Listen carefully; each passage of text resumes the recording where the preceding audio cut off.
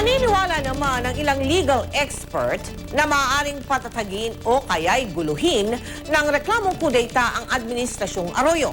Kaya naman mahalaga raw na makapaghain si Reyes ng magandang argumento pangontra rito. May ulat si Sandra Aguinaldo. We wish to announce that we are withdrawing support from the incumbent president.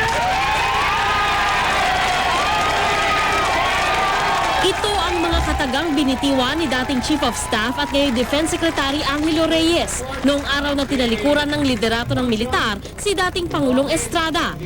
Ayon kay Attorney Rowena Morales ng UP College of Law, may laban ang mga kaalyado ng dating Pangulo sa reklamo ng kudeta na isinampa nila laban kay Reyes, AFP Chief Diomedio Villanueva at iba pang general.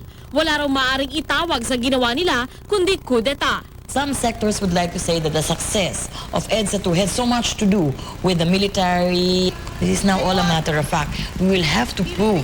Pero ayon sa Integrated Bar of the Philippines, may lusot si Reyes. Maaari niyang sabihin ginawa nila ito dahil sa papel ng militar bilang tagapagtanggol ng taong bayan. It could also be abused for messianic military people to